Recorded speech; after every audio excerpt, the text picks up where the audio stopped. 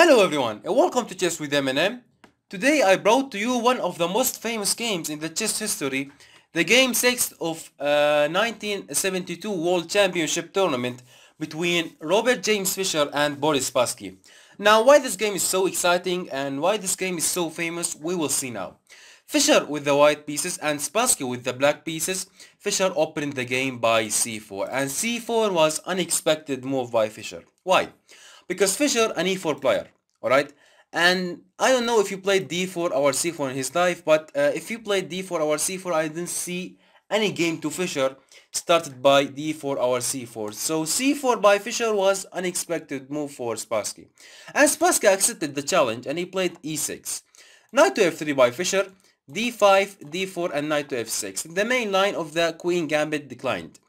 Knight to c3 by Fischer, bishop to e7 by Spassky preparing to castling, bishop to g5 by Fischer putting a pressure on the knight on the f6, castling by Spassky and e3 by Fischer. e3 opening the way for his light squares bishop. h6 by Spassky kicking this bishop, bishop back to h4 by Fischer, and b6. b6, the idea is I want to develop my bishop to the b7 square or from the a6 square. So here for this season Fischer played c capture on d5.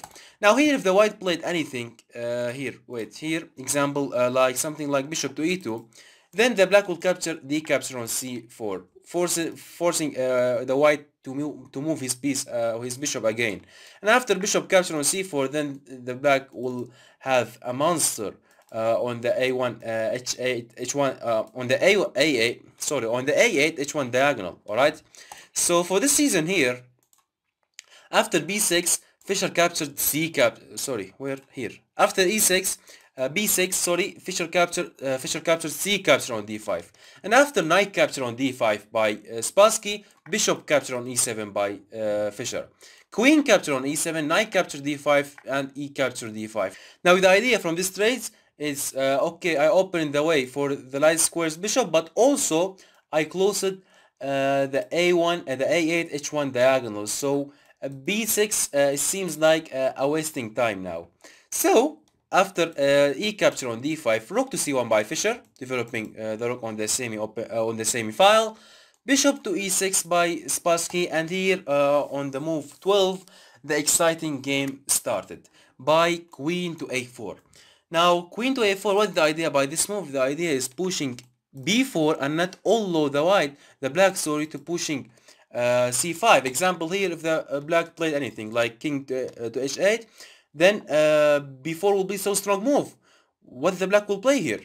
He cannot develop his knight to the c6 or the a6. The both squares controlled by the white's pieces, and also knight to d7 not possible now because rook capture on c7 and the black will lose his pawn on the c7.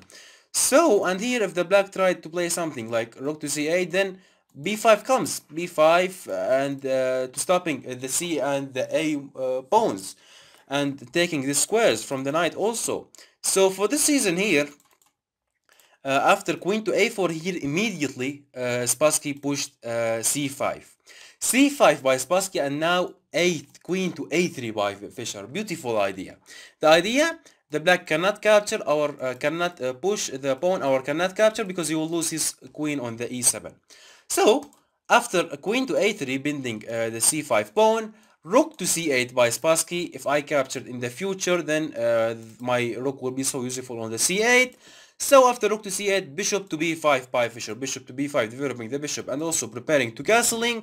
And here Spassky pushed a6, threatening the bishop on the b5, but actually it's not, because here Fischer basically played d capture on c5. You cannot capture the bishop because you will lose your rook. So for this season here, after c capture or d capture on c5, b capture on c5 by Spassky and castling by Fischer. Now here in this position, Spassky played rook to a7, alright? And rook to a7 wasn't the best move in this position. Now the best move in this position here, and Spassky had to play queen to b7. Now the idea by queen to b7 is now I'm threatening your bishop with the queen, your bishop with the queen and the pawn. So you don't have any time, you don't have time to capturing with the c5. So you have to move your bishop away, and after bishop back to e2, then knight to d7 comes, guarding the pawn and also developing the knight, and rook something like rook a to b8, and then putting a nice pressure on the b2 square comes also. So and the black's position is good here. But the problem is here Spassky didn't play queen to b7 and he played rook to a7. Now why this move it's not a good move? Because here after bishop to e2 by Fischer, Spassky here played knight to d7, and here Fischer played knight to d4. Knight to d4, you cannot capture my knight because if you capture you will lose your rook or your queen on the e7. So here the idea, if you played here, now the rook on the a7, after rook to a7 you cut the connection between the rooks. So capturing on d4 will meet with rook capture on the c8 or queen, because you didn't play queen to b7. Now c capture on d4 not possible because the pawn is bending with your queen. So for this season, rook to a7 was mistake by Spassky. All right. So after knight to d4, here Spassky played queen back to f8. Queen back to f8, guarding the queen and the rook. So now I'm threatening c capture on d4. So for this season here, Fischer grabbed the bishop on the e6. Knight capture on e6. F capture on e6 by Spassky, and here Fischer pushed e4. e4, so beautiful move by Fischer. The idea is destroying the pawn structure on the center, the black's pawn structure on the center. Now here after e4, and also opening the way for the queen to shift him to the king side. So after e4, here Spassky played d4. Now of course here you don't want to capture the capture on e4, and you don't want to have this pawn structure. So for this season here basically Spassky pushed d4. d4 by Spassky, and here Fischer played f4. So beautiful ideas by Fischer. Fischer in this game playing perfectly. The idea by f4 is taking the e5 square from the knight and not allow him to develop himself into the e5 square. So after f4, here Spassky played queen to e7. Queen to e7, I want to push e5, and after f capture e5, I will capture by the knight and I will develop my knight. But here basically Fischer pushed e5. e5, I took the e5 square from your knight, and now I'm taking the f6 square from your knight. So basically Fischer is saying to this knight, I don't want to see you in the game. So after e5 here Spassky said, okay, you don't want to see my knight, I will show you my rook. Rook to b8, the idea is putting pressure on the b2 square. Maybe if the queen move it away from the pawn, rook capture on b2 will be possible. But here Fischer played basically bishop to c4. So strong move on the a2 g8 diagonal. Now this bishop on the c4, putting a pressure on the e6 pawn and also on the king's diagonal. So here immediately Spassky moved his king away, king to g8, h8 sorry. So after king to h8 here Fischer played queen to h3. Now queen to h3 here of course you cannot capture on the b2 because your e6 pawn is under attack, and after e6 bishop capture e6 will follow it by f5 and f6 on the queen and the pawn on the g6, and after g capture on f6 then queen capture on h6 comes. So for this season here you cannot capture on the b2, or capturing on b2 is not a good idea. So for this season here basically Spassky played knight back to f8, knight back to f8 to guarding his e6 pawn.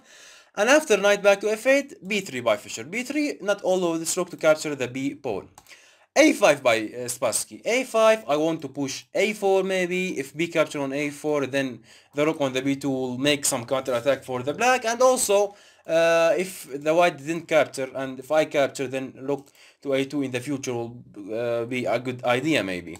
But here, basically Fischer pushed f5, and he said, do what you want to do on the queen side. My work is on these 4 files, on the king side.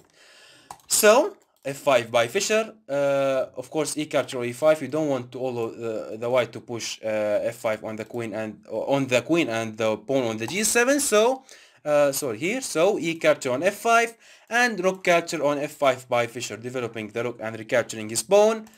A knight to h7 by Spassky. Maybe he want to play something like knight to g5 and bring his knight to the game. And here Fischer said, okay, now our bishop on the c4 is so good bishop on the a2 g8 diagonal, and also our rook on the f5, so good rook on the f file, and also our queen on the h3 is a good piece. So let's bring the last piece in our army. And it's the rook on the c1. Rook c to f1 by Fischer and queen back to d8, because here of course rook c to f1, the threat is rook to f7. Example, if the black played anything like a4, rook f7 will be deadly. Rook f7 threatening the queen. When you move your queen, you will lose your rook on the a7. So for this season, after rook c to f1, queen to d8 by Spassky, moving away from the rook's threat. And here Fischer played queen to g3. So beautiful idea. What's the idea about this move? We will see now. After queen to g3, Spassky played rook to e7, putting a pressure on the e5 pawn, and h4 by Fischer. h4 saying to this knight on the h7, I don't want to see you on the g5. I don't want to see you on the f6. I don't want to see you in the game. I want to see you on the b8 maybe, on the d7 maybe, on the f8, on the h7, no problem. But out of these two ranks, no, never. And Spassky said, okay, rook b to b7, because Spassky cannot do anything for his knight. And here the idea by queen to g3 comes by e6.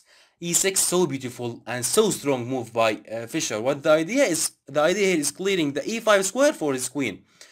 So after e6, here and of course e6 opening the way the file for the rook and threatening the c5 pawn. So rook b to c7 by Spassky to guarding the c5 pawn. Queen to e5, developing the queen on the king's diagonal, and queen to e8 by Spassky. Spassky putting a little bit pressure on the e6 square, but there is a bishop on the c4 guarding that square, so there is nothing to worry about. So after queen to a8 by Spassky, a4 by Fischer. a4, please don't bother me by a4 in the future. And Spassky said, okay, queen to d8. Spassky has nothing to do, just waiting. And rook 1 to f2 by Fischer. Queen to e8 by Spassky, and now rook 2 to f3 by Fischer. Now Fischer want to play rook to f3 when this queen being on the e8. Why? For the attack, which we will see now. Here, after rook 2 to f3, Spassky played queen to d8 again and bishop to d3 by Fischer. Bishop to d3 saying to Spassky, prepare yourself to queen to e4 and then rook to f8 check, and then queen capture on h7 checkmate. Here Spassky said, okay, queen to e8, let's put a pressure on the e4 square, but here basically Fischer played queen to e4. Now the idea here, you cannot capture of course on the e6, rook capture on e6, because rook to f8 will be a checkmate. After knight capture, rook capture, queen to h7 checkmate. So for the season here, after queen to e4, here Spassky played knight to f6, moving his knight away from the threat. But here I want to say pause the video and try to find the move, but I think you found the move without stopping the video.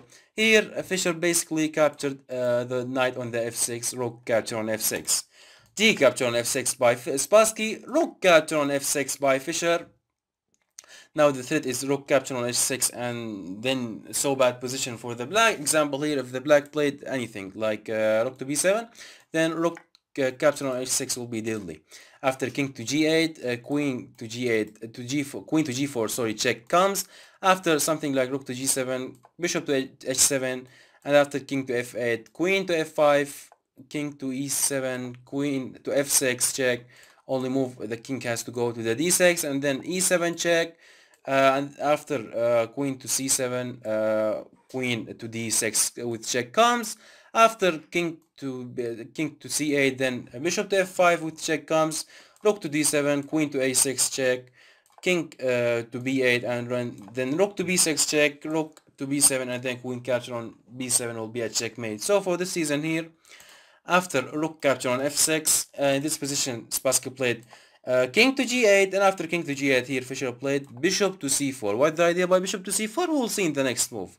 Here, after bishop to c4, Spassky basically played king to h6, again moving away from the bishop's diagonal, but here after king to h8, Fischer played queen to f4, and in this position Boris Spassky resigned the game. Now why Spassky resigned the game? Because I'm threatening now bishop to rook to f8, check, and also checkmate. Alright, example here, if the black played anything like king to g8, alright, preventing rook to f8, then rook capture on h6 comes. Rook capture on h6, threatening checkmate. Example here, if the black played anything like rook to b7, then here queen to g5 comes, check, and after rook to g7, e7 check, only move queen you have to cover with the queen, and after queen to f7, e8 queen will be a checkmate. And also here, if you didn't play rook to b7 and you play something like rook to b7, rook to g7, sorry, this will not gonna work because the white here has e7 only move queen to f7, and after queen to f7, e8 queen will be a checkmate. So for the season here, after queen to f4 in this position, basically here Boris Spassky just resigned the game. Hope you enjoyed the video. Now this game mentioned in too many books and too many articles, alright? So yeah, this game is so famous game and one of the most greatest games in the chess history. So yeah, if you enjoyed the video, please don't forget to smash the like and subscribe. And also you can support us on our new Patreon account below. The link is below in the description. And also there's nothing else. Alright. Yeah. See you in the next videos.